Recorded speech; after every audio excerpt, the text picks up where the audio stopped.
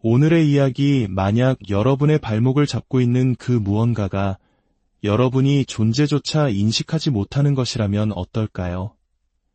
여러분이 알지도 못하는 사이에 지니고 다니는 그 마음의 상처들이 여러분의 결정과 인간관계, 그리고 삶의 목적까지 좌우하고 있다면 어떨까요?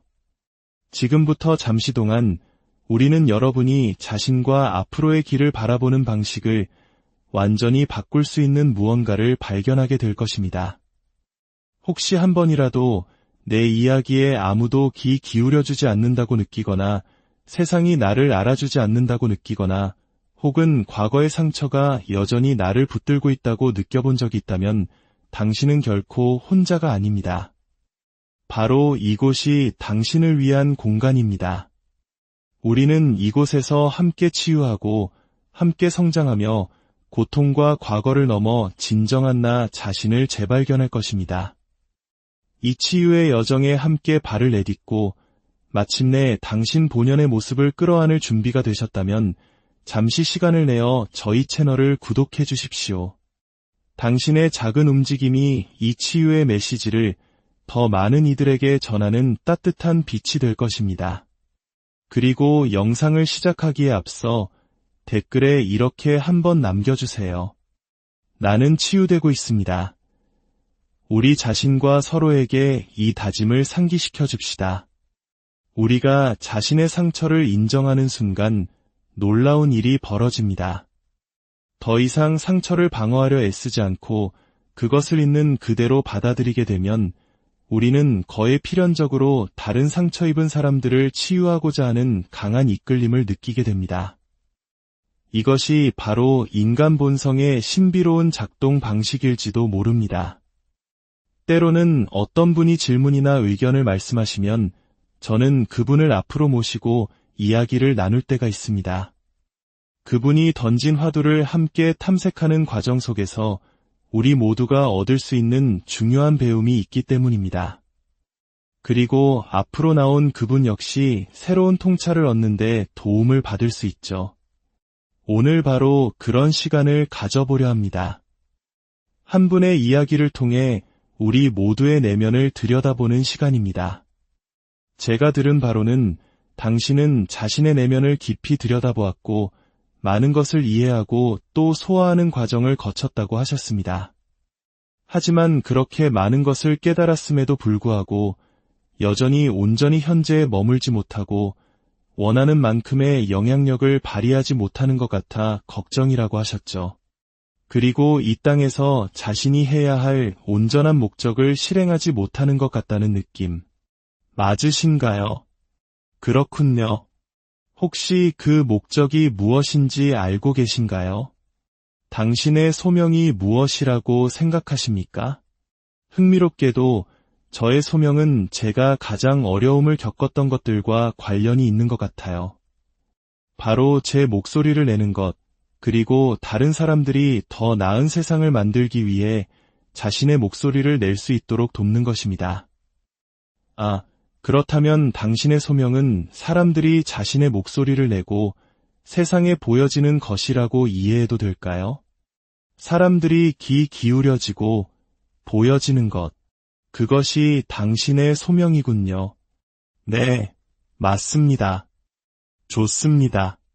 그렇다면 무엇이 그것을 가로막고 있나요?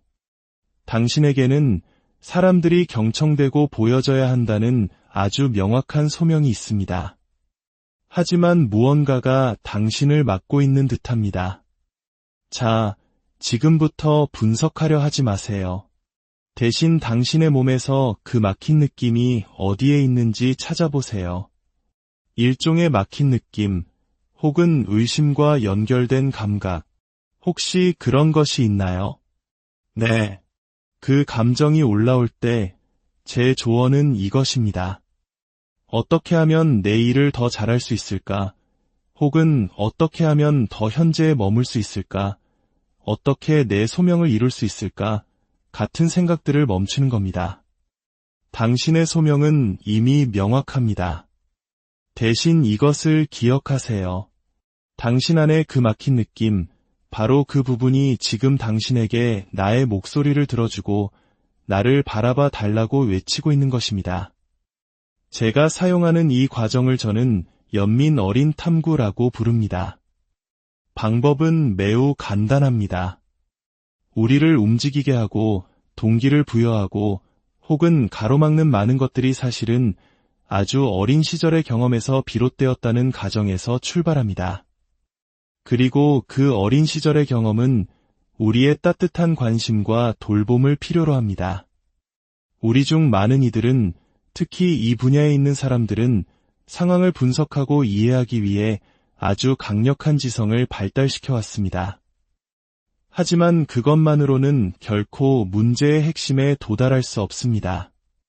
한 심리치료사가 제게 이런 말을 한 적이 있습니다. 부모가 당신을 어떻게 안아주어야 할지 몰랐을 때 당신은 대신 당신 자신을 붙잡아줄 지성을 발달시킵니다. 이것이 바로 우리가 그토록 지성에 의존하는 이유입니다. 지성은 우리가 편안함을 느끼는 안전지대입니다. 그래서 우리는 교수가 되고 지식인이 되곤 합니다. 의심과 두려움으로 가득 찬 세상 속에서 지성이라는 튼튼한 구조물을 세워 우리 자신을 지탱하는 것이죠. 하지만 물론 그것은 인공적인 구조물입니다. 그렇기 때문에 결코 내면의 불안을 완전히 해소해주지 못합니다. 오히려 우리는 불안해질수록 순전히 두려움 때문에 우리의 생각과 신념에 더욱더 집착하게 됩니다. 그러므로 진정한 치유를 위해서는 이 머릿속의 요새에서 빠져나와 몸으로, 감각으로 내려와야 합니다. 이것은 당신의 내담자들에게도 똑같이 적용되는 원리입니다. 치유는 우리 자신과 타인의 상처를 인정하는 것에서 시작됩니다. 열린 대화는 더 깊은 이해를 낳습니다. 많은 사람들이 어린 시절의 정서적 방치 때문에 지성을 방어기제로 사용하지만 지적인 틀은 일시적인 위안을 줄 뿐 근본적인 불안을 해결하지는 못합니다. 진정한 치유의 열쇠는 바로 연민 어린 탐구에 있습니다. 이는 자기인식, 정서적 수용, 그리고 연민과 신체 감각을 통해 치유를 이끌어내는 과정입니다. 이것이 연민 어린 탐구라 불리는 이유입니다. 먼저 연민입니다. 이 과정은 그 사람의 모든 부분, 모든 행동, 모든 생각, 심지어 역기능적인 모습까지도 온전히 끌어안는 연민을 필요로 하기 때문입니다. 왜냐하면 이 접근법을 통해 당신은 모든 것 뒤에는 타당한 이유가 있다는 것을 발견하게 될 것이기 때문입니다. 사람들이 중독되는 데에는 타당한 이유가 있습니다. 사람들이 폭력적이 되는 데에도 타당한 이유가 있습니다. 제가 타당하다고 말하는 것은 그것이 좋다는 의미가 아닙니다. 그 사람의 삶의 맥락 속에서 그 폭력성이 필요하게 될 수밖에 없었던 이유가 있다는 뜻입니다. 그러니 어떤 모습으로 나타나든 모든 것에 연민을 가지십시오. 그리고 탐구입니다. 당신은 그저 순수하게 호기심을 가질 뿐입니다. 머리에서 빠져나와 계속 질문을 던지는 겁니다. 그 감각이 몸의 어디에서 느껴지나요? 왜냐하면 감정은 언제나 몸에 그 흔적을 남기기 때문입니다. 특히 우리가 상처에 대해 이야기할 때 트라우마라는 단어의 어원은 운드, 즉 상처입니다. 심리적 상처와 신체적 상처는 비유를 통해 이해할 수 있습니다. 부엌에서 부주의하게 칼에 손을 베이는 것과 같은 신체적 상비처처럼 말이죠. 이 비유는 그 상처가 어떻게 치유될 수 있는지 이해하는 데 큰 도움이 됩니다. 용서는 분노를 내려놓는 것과 관련이 있습니다. 제게는 쉽지 않은 일이었지만 점차 이루어지고 있습니다. 저는 용서란 당신이 지금 괜찮다는 것을 더 많이 깨달을수록 자연스럽게 일어나는 것이라고 생각합니다. 과거에 일어났던 일이 현재와 미래의 당신을 규정할 필요가 없다는 것을 깨닫는 것, 그것이 바로 트라우마의 진정한 치유입니다. 만약 당신이 더 이상 상처 입지 않았다면 만약 그 상처가 이미 치유되었다면 용서할 것도 남아있지 않게 됩니다. 그래서 제게 용서는 의식적인 행위라기보다는 오래전 일어났던 일로 인해 여전히 간직하고 있는 고통과 분노를 그저 내려놓는 것에 가깝습니다. 용서는 치유와 깊이 연결되어 있습니다. 다시 한번 강조하지만 우리를 막고 좌절시키는 것은 현재의 문제가 아닙니다. 그것은 아주 오래된 어린 시절의 이야기이며 그 해답은 우리 몸 안에 새겨져 있습니다. 모든 인간의 행동, 생각, 감정, 반응은 겉으로 어떻게 보이든 상관없이 그 이면에는 사랑받고 싶거나 사랑하고 싶은 욕구가 반영되어 있습니다. 비폭력 대화를 가르친 마셜 로젠버그는 이를 채워지지 않은 욕구의 비극적인 표현이라고 불렀습니다. 즉, 사람들이 어떻게 행동하고 말하든 그 밑바닥에는 기본적인 인간의 욕구가 존재합니다. 그 욕구는 어린 시절 어느 시점에서 좌절되었고 그 사람은 평생 동안 그 채워지지 않은 욕구를 충족시키기 위해 애쓰며 살아온 것입니다. 설령 그 방식이 가장 공격적이고 비인간적이며 혐오스러운 방식이었다 할지라도 말입니다. 그렇기 때문에 도움을 청하러 온 사람이 있다면 당신은 그 말과 행동 너머에 있는 진짜 욕구와 진정한 인간의 모습을 볼 수 있어야 합니다. 다시 말해, 당신은 그들이 스스로를 보는 것보다 더 명확하게 그들을 보아야 합니다. 당신의 의견을 강요하기 위해서가 아니라 그들이 자신의 진정한 모습을 볼 수 있도록 거울이 되어주기 위해서입니다. 당신 자신의 진실을 믿으십시오.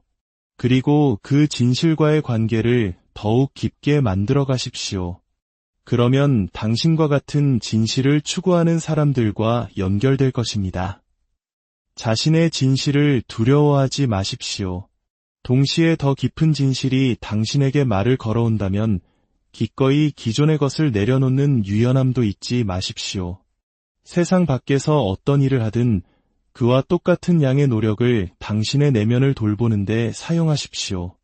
문제의 근본 원인을 파악하고 사람들이 앞으로 나아가도록 돕기 위해서는 올바른 질문을 던져야 합니다. 연민 어린 탐구는 바로 그 질문의 기술입니다. 하지만 단순히 질문하는 방법만이 아니라 그 사람이 이전에는 생각해보지 못했던 새로운 관점을 제시하여 스스로를 돌아보게 돕는 과정이기도 합니다. 이 방법은 저의 직관을 많이 따릅니다.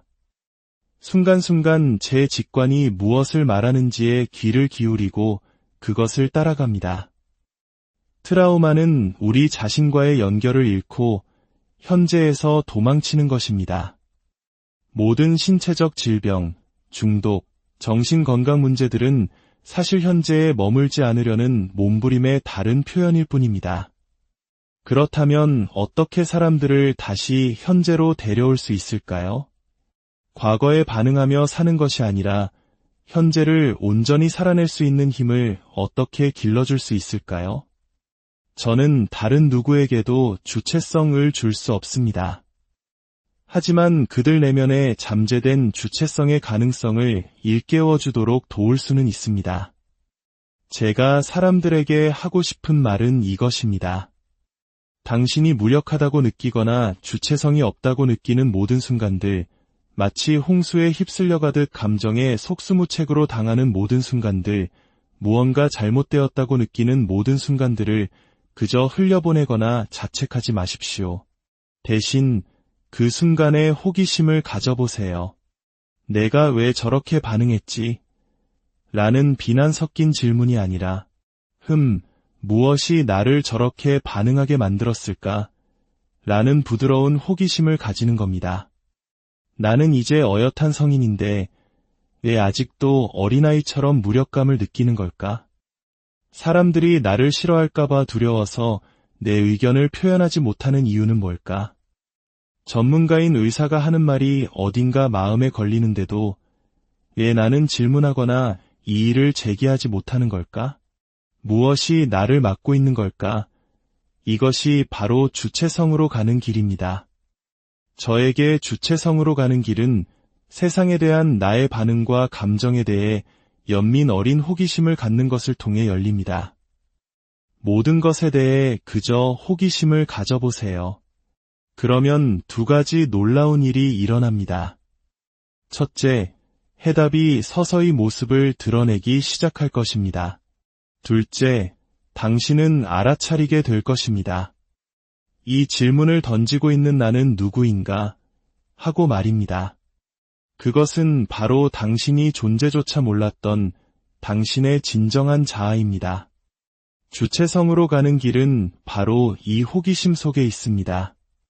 치유에는 시간이 걸립니다. 그리고 이 길을 혼자 걸을 필요는 없습니다. 오늘 이야기가 당신의 마음에 울림을 주었다면 당신의 여정이 매우 소중하다는 것을 기억해 주세요. 자신에게 온유해지십시오. 계속 탐구하고 당신을 지지해주는 사람들과 함께하세요. 우리는 이 여정에 함께 있습니다.